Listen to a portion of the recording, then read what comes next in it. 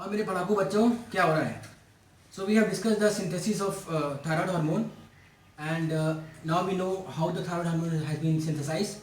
In this class we will discuss about the functions of thyroid hormone.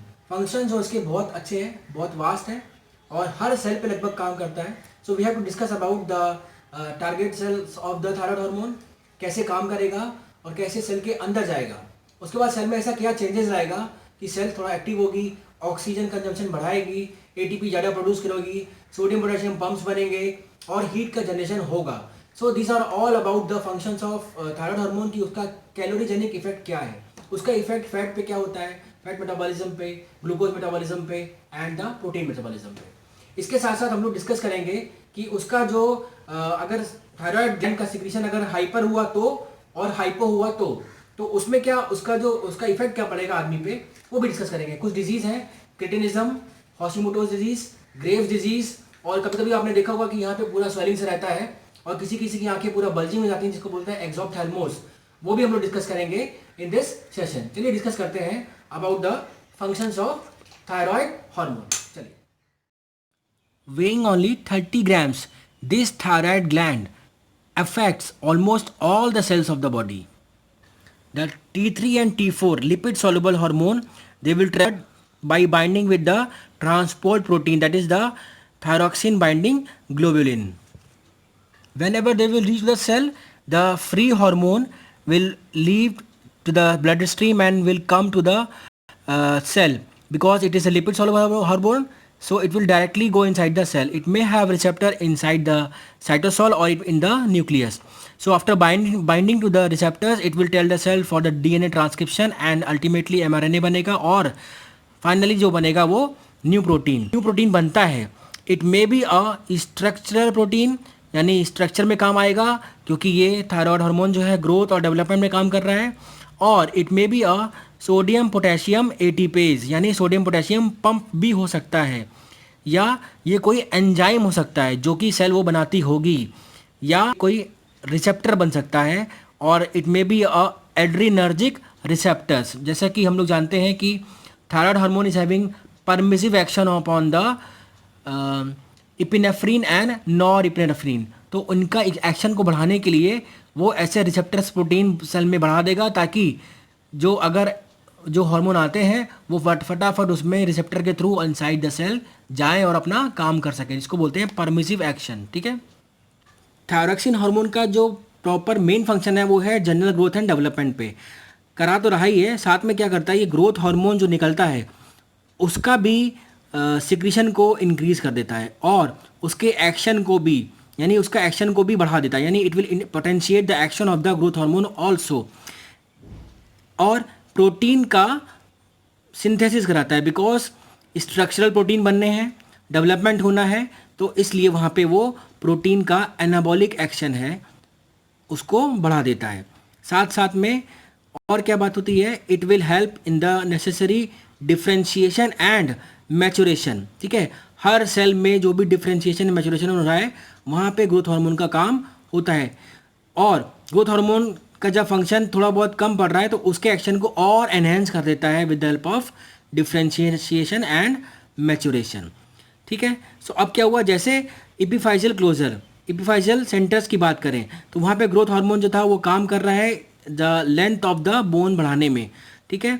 तो वहाँ पे लेकिन जो डिफ्रेंशिएशन एंड मैचुरेशन वाला काम था वो कौन देखेगा, वो देखेगा थायराइड हार्मोन. इसलिए देखा गया है कि जिस भी सपोज एक प्रैक्टिकल भी किया गया था कि टैडपोल खूब सारे एक पॉन्ड में थे, पॉन्ड में जब थायरॉक्सिन हार्मोन डाला गया तो tadpole very fast develop into the adult frogs. उनका साइज तो उतना बड़ा नहीं था, लेकिन as comparison to the normal frog they are fully developed frogs. Next major effect of the thyroid hormone is the calorigenic effect. ठीक है. Calorie means heat, genic means generate करना. और जैसा कि हमने पहले बताया था कि ATP pumps, sodium potassium ATPase pumps हैं, ये क्या करेगा, सोडियम जो पम्प्स हैं उनकी number, it will increase the number and activity of the sodium potassium pumps. तो सोडियम पोटेशियम पम्प्स की जब एक्टिविटी बढ़ेगी तो एटीपी खर्च होंगे क्योंकि वो वहाँ पे काम हो रहा है. जितने एटीपी खर्च होंगे उतना ही हीट जनरेट होता है. इसके अलावा क्या करता है ये ऑक्सीजन कंजम्पशन को भी बढ़ा देता है. ठीक है, सारे टिश्यूज़ में, लेकिन brain, anterior pituitary, testis, lymph nodes and spleen में ये ऑक्सीजन कंजम्पशन नहीं बढ़ा पाता, ठीक है। और क्या करता है, it will increase the intracellular reactions, जिससे ऑक्सीजन कंजम्पशन बढ़ रहा है, एटीपी पंप्स बढ़ रहे हैं, अल्टीमेटली एटीपी खर्च भी हो रहे हैं, तो क्या हुआ, हीट जनरेट हो रही है, ठीक है। अ मेजर पार्ट यानी 10 to 30% of the ATPs produced in a cell is consumed for pumping sodium, ठीक है। 30% एटीपी खर्च हो गया सोडियम को पंप करने में, और जो भी हमारी बीएमआर है उसका 40% is because of the activity of the sodium potassium pumps. तो देख लीजिए कितना मेजर रोल है in the heat generation. This is called calorigenic effect of the thyroid hormone. इसीलिए हम लोग कभी भी जब ठंड लगती है तो we can regulate our body temperature because of this calorigenic actions. Now we will talk about the metabolic actions of the thyroid hormone. तो मेटाबॉलिक में सबसे पहले बात करेंगे कार्बोहाइड्रेट मेटाबॉलिज्म। कार्बोहाइड्रेट में सबसे इंपॉर्टेंट क्या है, glucose, that is monosaccharide. So it will increase the amount of glucose in the blood. तो ग्लूकोज अमाउंट ब्लड में कैसे बढ़ाएगा, दैट मीन्स हाइपरग्लाइसीमिया कैसे करेगा, जैसे कि पहली बात, it will increase absorption of glucose from the gut. GI system में से ग्लूकोज यानी मोनोसेक्राइड का एब्जॉर्प्शन बढ़ा देगा, and it will increase the gluconeogenesis यानी न्यू ग्लूकोज मॉलिक्यूल्स फॉर्मेशन करेगा। It may be from the protein, it may be from the lipid, and जो भी ग्लूकोज स्टोर हुआ था as a glycogen in the liver, तो वहाँ पे glycogen को तोड़ना शुरू करेगा, ब्रेक डाउन कर देगा। That means it increase the glycogenolysis करके ग्लूकोज का लेवल बढ़ाएगा। ग्लूकोज क्यों दे रहा है, क्योंकि ग्लूकोज लिपिड सब अवेलेबल रहे for the ATP production, heat generate होती रहे और हीट हमें मिलती रहे और काम चलता रहे, और बाकी जो प्रोटीन बना है वो यूज़ हो सके for the growth and development. Lipid metabolism पे भी इसका बहुत अच्छा काम है। इसका पूरा लिपिड मेटाबॉलिज्म में सिंथेशन एंड डिग्रेडेशन मोबिलाइज करता है फ्रॉम द फैटी टिश्यूज़, जो फैट स्टोर्स है वहाँ से फैट को मोबिलाइज कर देता है, ठीक है। और कोलेस्ट्रॉल का यूरिन में एक्स कराने में मदद करता है, यानी when ever the thyroid hormone is more there will be less amount of cholesterol inside the body, और ये लाइपोलिसिस को इंक्रीज करता है, ठीक है। फैट का डिग्रेडेशन, फैट का ब्रेकिंग को इंक्रीज करता है, खुद भी करता है, और जो एड्रिनर्जिक हार्मोन्स हैं एपिनेफ्रीन एंड नॉर एपिनेफ्रीन, उनका जो मेनली इफेक्ट है लाइपोलिसिस, उनको भी एनहेंस कर देता है। That means it is giving the permissive effects to the adrenergic hormones, और लाइपोलिसिस को बढ़ा देता है। Protein metabolism, as we already know कि it will increase the amount of protein, तो प्रोटीन सिंथेसिस करेगा, यानी एनाबॉलिक इफेक्ट है प्रोटीन पे। लेकिन यहाँ पे एक बात ध्यान रखने वाली है कि अगर थायराइड हार्मोन का सिक्रीशन ज़्यादा होगा तो वहाँ पे प्रोटीन कैटाबॉलिज्म शुरू हो जाता है, यानी प्रोटीन का ब्रेकडाउन शुरू हो जाएगा, और it will cause a negative nitrogen balance. Otherwise अगर नॉर्मल लेवल है तो it will create the positive nitrogen balance. Mineral पे काम देखेंगे तो मिनरल पे भी काम है कि कैल्शियम एंड फॉस्फेट पे देखा गया है कि अगर थायराइड हार्मोन का एक्सेस सिक्रीशन होता है तो वहाँ पे क्या होगा, negative balance of the calcium and phosphate, and it will result in the osteoporosis. Vitamin में देखेंगे तो in the vitamin it will help in the conversion of carotene into vitamin A, and it will help in the absorption of vitamin B12 from the gut. Carotene का conversion vitamin A में बहुत important एक mechanism है, अगर वो नहीं होगा तो अल्टीमेटली पर्सन डिजीज से सफ़र करता है। वो आगे डिस्कस करेंगे हम लोग when we will discuss about the hypo and hyper functions of the thyroid gland. Most important अब आ गया यहाँ पे actions on the nervous system. Nervous system पे भी बहुत अच्छा काम है, क्योंकि ये normal development of the nervous system it not possible without the thyroid hormones. जो भी वहाँ पे माइलिनेशन हो रहा है, न्यूरॉन्स बन रहे हैं, ठीक है, वो सारा काम जो होता है वो थायराइड हार्मोन के इन्फ्लुएंस में होता है। अदरवाइज जो अनट्रीटेड हाइपोथायराइड बेबीज़ हैं वो ईडियट में डेवलप हो जाते हैं, ठीक है। That is why thyroid deficiency in babies should be treated as soon as possible within 1 year of the age. In babies, it is required for the normal development of the nervous system, and in adults, it required for the normal functioning of the nervous system. Adult जो है अगर वहाँ पे thyroid hormone का कमी होगा तो वो लोग इडियट तो नहीं होंगे, लेकिन उनका रेस्पॉन्स जो उनके रिफ्लेक्सेस हैं वो थोड़ा सा कम हो जाते हैं, क्योंकि वहाँ पे भी ये थायराइड हार्मोन का फंक्शन रिक्वायर्ड है। इसके अलावा thyroid hormones have a marked effect on the brain development, specially the cerebral cortex, basal ganglia and cochlea, and they help in synaptic development and myelination. Without thyroid hormone, there will be no proper myelination. They maintain the normal reaction time to of stretch reflex. अगर hypothyroid वाला patient है तो उसका जो stretch reflex है वो slow हो जाते हैं, और अगर हाइपर थायराइड वाला कोई पर्सन है तो उसके रिफ्लेक्स वो वेरी फास्ट होते हैं. ठीक है. अगर बात करें effect of thyroid hormone on CVS, CVS में थायराइड जो हार्मोन होता है वो कार्डियक आउटपुट को अल्टर कर देता है और heart rate, blood pressure and diameter of blood vessels बढ़ा देता है. They increase the heart rate by directly increasing the excitability of the heart. क्योंकि वहाँ पे कैल्शियम का इंटेक बढ़ जाएगा, कैल्शियम इंटेक होगा जो कि हमने बताया था कि वो सेल में जो चेंजेस करता है उसमें कैल्शियम इंटेक बढ़ा तो एक्साइटेबिलिटी बढ़ गया. लेकिन indirectly by the adrenergic stimulation, जो बीटा रिसेप्टर्स होते हैं इपिनेफ्रीन एंड नॉरएपिनेफ्रीन के, उनके थ्रू भी वो हार्ट रेट को इंक्रीज कर देता है. Force of contraction is increase due to an increase in calcium uptake and adrenal cyclase activity of the myocardial cells. देखिए यहाँ पे वही वाली. And systolic BP increases due to increase strength and rate of heart and diastolic BP decreases. यहाँ पे systolic बढ़ रहा है, डायस्टोलिक कम हो रहा है, तो यहाँ पे क्या होगा, जिसको बोलते हैं पल्स प्रेशर, वो वहाँ पे ज़्यादा हो जाएगा, because it is the difference between the S B P and D B P. Vasodilation occurs mainly due to accumulation of metabolites. It also causes direct dilatation of the arterioles, causing decreased systemic vascular resistance. तो ultimately हमें क्या effect मिल रहा है? It will increase the heart rate, it will increase the cardiac output, it will increase the systolic BP. तो जो भी effect है जैसा कि हमें वहाँ मिलता है in the cases of the hormones from the adrenal cortex. Effect on the musculoskeletal system में क्या हुआ? In both cases of hypo and hyperthyroid individuals there is a muscle weakness. ठीक है. और दूसरा क्या देखा यहाँ पे डाइजेस्टिव सिस्टम में?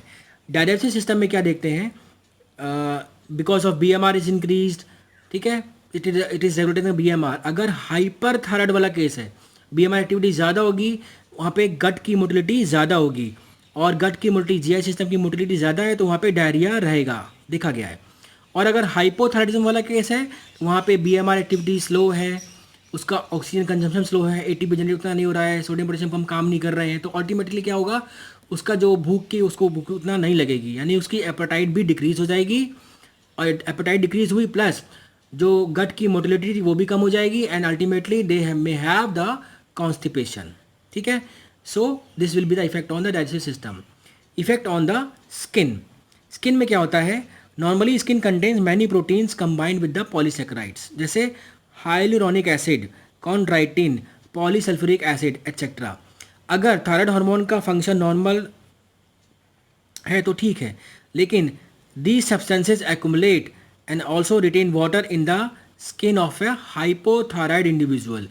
जिसको हाइपो फंक्शन होगा थायराइड ग्लैंड का, वहाँ पे क्या होगा, ये जो है हाइलुरोनिक एसिड, कॉन्ड्राइटिन, ये सब जो है पॉलीसेकेराइड्स, इनका अकोमुलेशन बढ़ जाएगा. जब अकोमुलेशन होगा तो अल्टीमेटली पानी को खींचेगा, वाटर अकोमुलेशन होगा, वहाँ पे क्या होगा, अल्टीमेटली इडिमेटस लुक मिलेगा, जिसको बोलते हैं मिक्सीडीमा.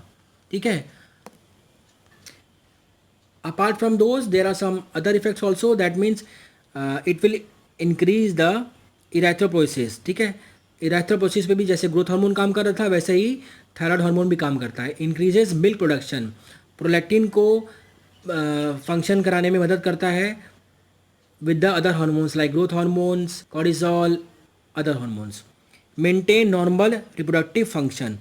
थायराइड हार्मोन अगर है तभी उस पर्सन का रिप्रोडक्टिव जो गोनैड्स हैं वो प्रॉपर फंक्शन करेंगे. अगर थायराइड हार्मोन नहीं रहता है तो उस पर्सन का रिप्रोडक्टिव फंक्शन भी कम हो जाते हैं. ठीक है. And it help in the action of many hormones and it is having permissive action to many hormones. It is affecting the sleep also. In a hyperthyroidic person जिसमें secretion ज़्यादा हो रहा है तो वहाँ पे क्या होगा, उसकी स्लीप डिस्टर्ब रहती है because of excessive stimulation of CNS, and the subject is exhausted but unable to sleep. और in cases of hypothyroidism the duration of sleep will be increase. वो मस्त आराम से सोएगा. So in the last we can summarize the functions of T3 and T4 which is secreted from the thyroid gland from the follicular cells. Function क्या रहेगा last में हमको बोल सकते हैं increases BMR, stimulate synthesis of proteins, क्योंकि protein development and growth में ज़रूरी है, लेकिन ध्यान रखना कि अगर ज़्यादा सिक्रेशन होगा तो वो प्रोटीन का वो कैटाबॉलिक इफेक्ट करने लगता है, ठीक है। दूसरा है increase use of glucose and fatty acids for ATP। तो क्योंकि प्रोटीन चाहिए हमें के लिए, तो ये क्या करेगा ग्लूकोज और ATP को अवेलेबल करा देगा, ग्लूकोज एंड फैटी एसिड्स को अवेलेबल करा देगा for the ATP production. Glucose को ज़्यादा कैसे लाएगा, ग्लूकोज को बढ़ाने के लिए इसको क्या करेगा गट में से सिक्रीशन और एब्जॉर्प्शन ऑफ ग्लूकोज बढ़ा देगा, ग्लूकोनियोजेनेसिस कराएगा एंड ग्लाइकोजिनोलाइसिस कराएगा, ठीक है। लाइपो जो फैट है उसको लाइपोलाइसिस कराता है with the help of adrenergic hormones also, वहाँ पे परमिसिव एक्शन रहता है, ठीक है। Increases lipolysis, enhance cholesterol excretion, जो हाइपर थायराइड वाले पेशेंट होते हैं देखोगे अक्सर वो पतले दुबले होते हैं क्योंकि उनमें कोलेस्ट्रॉल बाहर चला जाता है। Accelerate body growth, contribute to development of nervous system. अगर किसी का ग्रोथ हार्मोन तो प्रॉपर निकल रहा है लेकिन थायराइड हार्मोन प्रॉपर नहीं निकल रहा है तो पर्सन डेवलप तो हो जाएगा लेकिन उसका मेंटल डेवलपमेंट सही से नहीं हो पाएगा। तो this was all about the functions of thyroid hormone. Apart from the thyroxine T3 and T4, the thyroid hormones secreted from the follicular cells.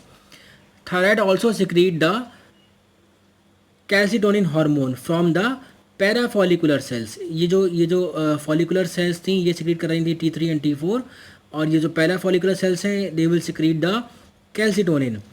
आइए इसका फंक्शन डिस्कस करते हैं।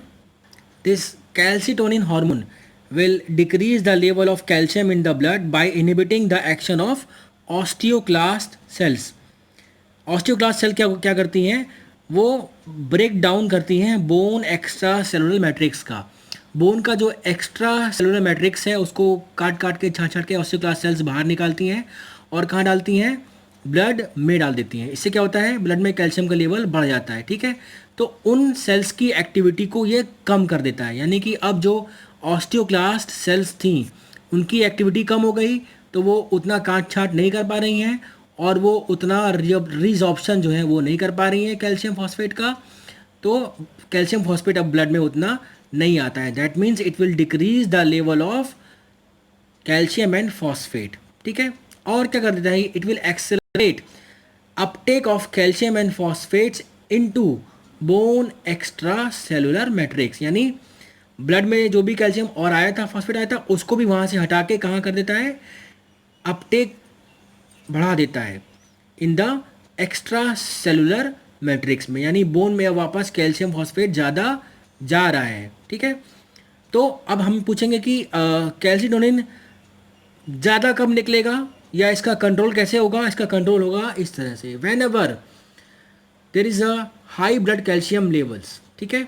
तो ब्लड कैल्शियम लेवल जैसे ही हाई हुआ तो कैल्सिटोनिन निकलना शुरू हो जाएगा। क्यों, कैल्सिटोनिन का फंक्शन क्या है, हाइपोकैल्सीमिया कराना, ठीक है। तो जैसे ही हाइपर कैल्सीमिया होगा तो कैल्सिटोनिन निकलेगा और हाइपोकैल्सीमिया यानी कि वहाँ से कैल्शियम हटाना शुरू कर देगा और अल्टीमेटली अपटेक बढ़ा देगा इन द बोन मैट्रिक्स में। बोन मैट्रिक्स में जो इसका अपटेक बढ़ेगा तो वहाँ से ऑटोमेटिकली ब्लड कैल्शियम लेवल कम होता जाएगा, ठीक है।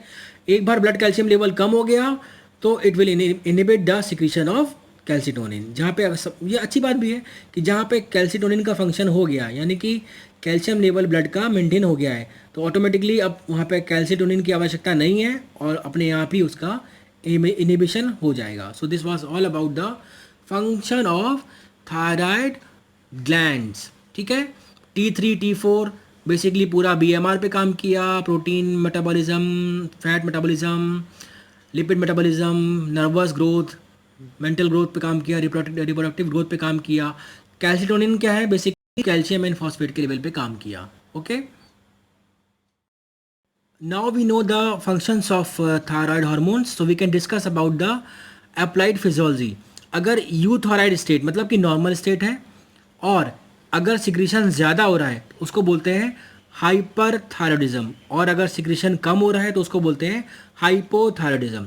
सिक्रीशन कम हो रहा है तो ये हो सकता है कि कारण क्या हो सकता है कि a baby of a hypothyroid mother, या iatrogenic इफेक्ट, यानी कि वो मेडिकल काजेस, या कि डॉक्टर कोई दवा दे रहा है या वहाँ पे हॉस्पिटल में उसको कोई इन्फेक्शन हो गया हो या इस तरह से, या कोई मेडिसिन का इफेक्ट हो, तो हाइपोथायरॉयडिज्म हो सकता है। या हाइपर फंक्शन ऑफ पिट्यूटरी, यानी पिट्यूटरी का इटसेल्फ हाइपर फंक्शन हुआ तो वहाँ से टीएसएच नहीं निकलेगा, टीएसएच नहीं निकलेगा तो वो थायराइड ग्लैंड को स्टिमुलेट नहीं कर पाएगा। और हो गया हॉशिमोटोज डिजीज़, ये क्या होता है, एक ऑटो इम्यून डिजीज़ होती है, ठीक है।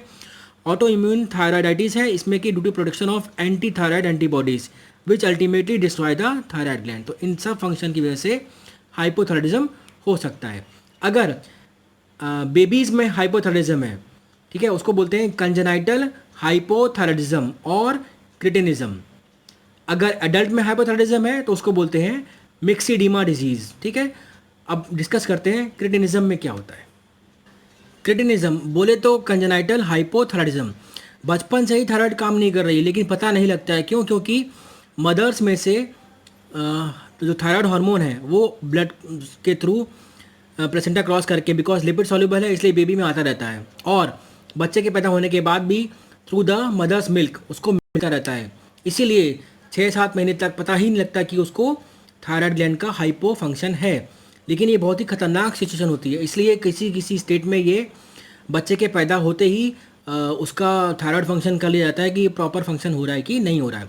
अगर थायराइड फंक्शन नहीं हुआ प्रॉपर तो बाद में देखेंगे क्या क्या जैसे जैसे बच्चा बड़ा होता जाएगा क्या उसमें मिलेगा, will have general growth stunted, sexual development उसमें प्रॉपर नहीं होगा, मेंटल ग्रोथ उसकी प्रॉपर नहीं होगी, इट मे बिकम इम्बेसाइल और idiot, skin rough and dry होगा, थिक होगा, the face is idiotic, protruding tongue, जीभ बाहर निकली रहेगी और सलाइवा उसमें से ड्रिबल होता रहेगा।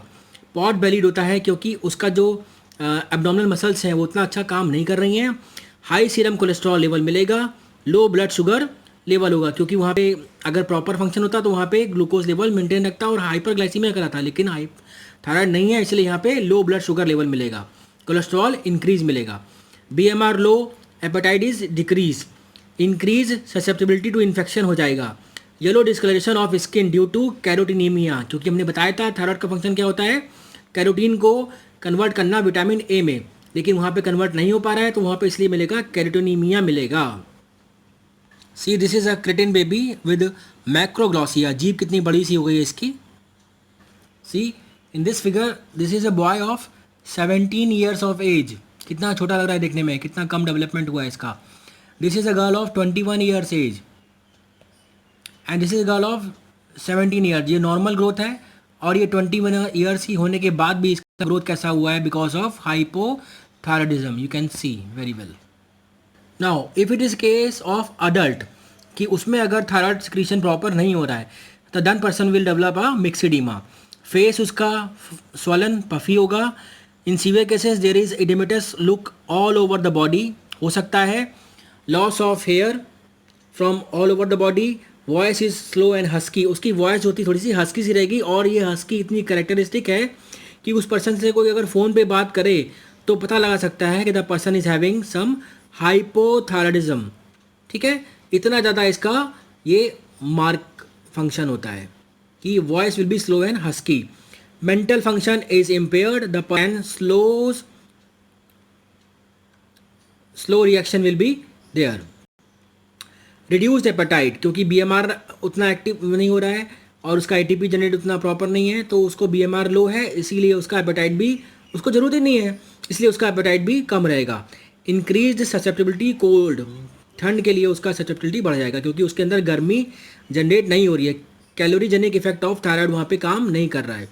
Serum cholesterol is high, blood sugar low रहेगा जैसा उसमें भी था, heart rate slow and there is low voltage ECG, ये सब तो अलग बातें हैं। ये है प्रॉपर आप देख सकते हैं, मिक्सिडीमा फेस है, hairs fall out, rough skin यहाँ पे पूरा, and myxoedema face, this is also a myxoedema patient. If the secretion of thyroxine or thyroid hormone increases, that the condition is known as hyperthyroidism. That means secretion of thyroid hormones are hyper, and this condition is also known as thyrotoxicosis.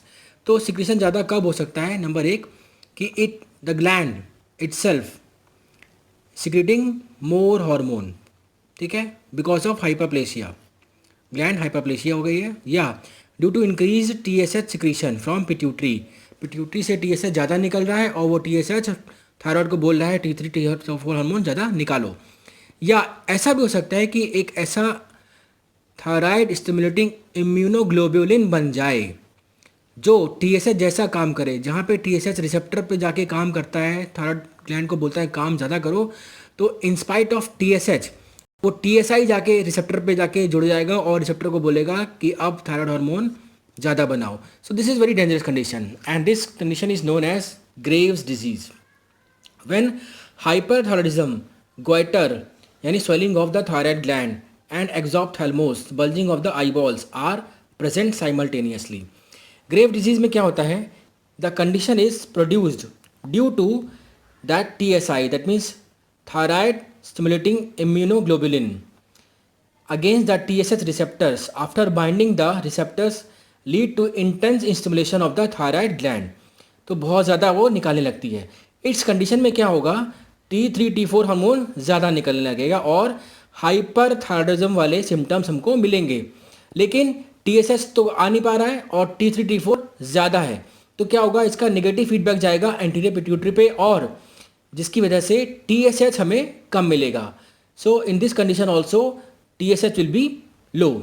अच्छा, अब बात करते हैं features क्या होंगे hyperthyroidism के। इसमें होगा जैसे कि थायराइड जो होता है BMR को कंट्रोल करता है, तो BMR बढ़ जाएगा। ये बढ़ सकता है 10% to 100%, the BMR will be increase. Mentally the person will be sharp but he will be restless. Increased appetite but decreased body weight, उसका एपेटाइट इंक्रीज हो जाएगा क्योंकि उसकी BMR एक्टिविटी बढ़ गई है, ऑक्सीजन कंजम्पशन बढ़ गया है, सो एपेटाइट भी बढ़ जाएगी, उसको भूख बार बार लगेगी। और क्या होगा? स्केलेटन शोज ऑस्टियोपोरोसिस, जो हमने बताया था कैल्शियम एंड फास्फोरस का मेटाबॉलिज्म पे, and muscles will show the myopathy, क्योंकि प्रोटीन का वो कैटाबॉलिज्म शुरू हो जाता है वहाँ पे। फिर आया skin is hot and moist, so also hands and feet. जब उससे हाथ मिलाएंगे तो पता लगेगा उसका हाथ थोड़ा सा गर्म और मॉइस्ट सा है, ठीक है। On checking hands which are hot and moist the disease can be diagnosed.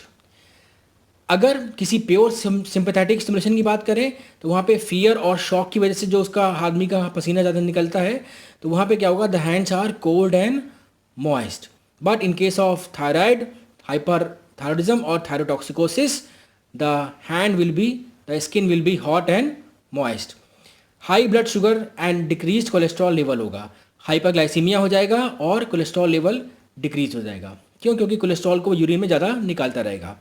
High sleeping pulse rate, sleeping tachycardia बोलते हैं इसको। यहाँ पे नोट करने वाली बात यह है, the increase pulse rate in condition like anxiety etcetera decreases to some extent during sleep.